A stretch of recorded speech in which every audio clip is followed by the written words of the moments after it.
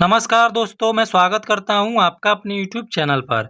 आज हम देखेंगे अम्ल क्षार एवं लवण के बारे में, जिसमें हम पढ़ेंगे प्रकृति में पाए जाने वाले कुछ प्रमुख क्षार निम्नलिखित हैं। यानी जो प्रकृति है उसमें कुछ क्षार पाए जाते हैं जिनके बारे में हम पढ़ेंगे। तो जो पहला क्षार होता है वह होता है सोडियम बाइकार्बोनेट, जिसे हम बेकिंग सोडा भी बोलते हैं।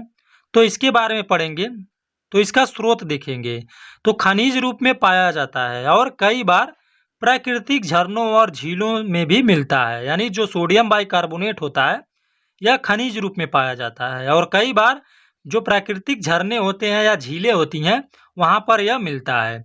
इसका उपयोग देखेंगे तो बेकिंग में, एंटासिड के रूप में और सफाई उत्पादों में इसका उपयोग किया जाता है। यानी जो सोडियम बाइकार्बोनेट होता है इसका उपयोग हम बेकिंग में, एंटासिड के रूप में और सफाई वाले चीज़ों में इसका उपयोग करते हैं। दूसरा जो होता है वह होता है कैल्शियम हाइड्रोक्साइड, जिसे हम चूना बोलते हैं। तो इसका स्रोत क्या होता है? चूना पत्थर से प्राप्त किया जाता है। यानी जो चूना होता है वह चूना पत्थर से प्राप्त किया जाता है जो प्राकृतिक रूप में मौजूद होता है। यानी जो प्राकृतिक रूप से क्या होता है, प्रकृति में मौजूद होता है। इसका उपयोग देखेंगे तो निर्माण में, कृषि में मिट्टी की अम्लीयता को कम करने के लिए, यानी कृषि में मिट्टी की अम्लीयता को कम करने के लिए कैल्शियम हाइड्रोक्साइड का उपयोग किया जाता है। तीसरा देखेंगे तो पोटेशियम हाइड्रोक्साइड, इसका स्रोत देखेंगे तो प्राकृतिक खनिज पोटाश से प्राप्त किया जाता है। यानी जो पोटेशियम हाइड्रोक्साइड होता है वह प्राकृतिक खनिज पोटाश से प्राप्त किया जाता है।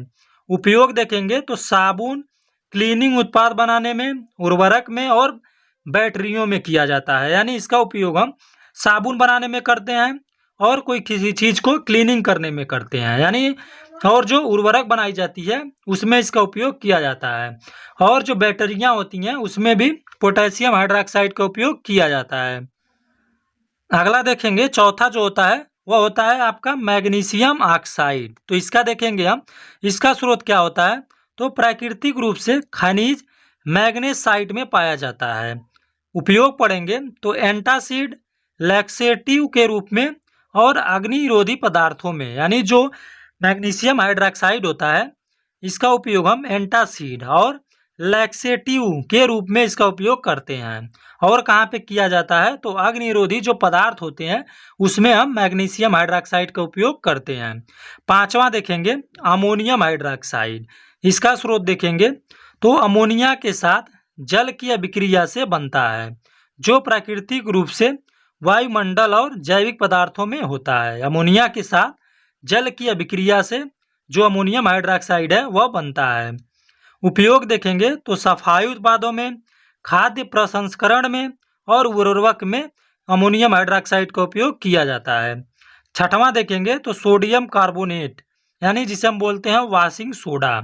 इसका स्रोत देखेंगे तो प्राकृतिक सोडियम जमा से प्राप्त किया जाता है। यानी जो प्राकृतिक सोडियम होता है उसके जमा से हम इसे प्राप्त करते हैं। जैसे ट्रोना खनिज, जो ट्रोना खनिज होता है इससे हम सोडियम कार्बोनेट प्राप्त करते हैं। इसका उपयोग देखेंगे तो कपड़े धोने के डिटर्जेंट में, यानी जो डिटर्जेंट पाउडर आते हैं उसमें सोडियम कार्बोनेट का उपयोग किया जाता है।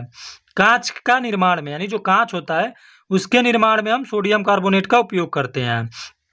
और पानी की कठोरता में, और पानी की कठोरता में भी क्या किया जाता है, सोडियम कार्बोनेट का उपयोग किया जाता है। यानी कपड़ा धोते समय हम देखेंगे जो डिटर्जेंट इस्तेमाल करते हैं तो वह पानी की कठोरता को कम करने के लिए इस्तेमाल किया जाता है।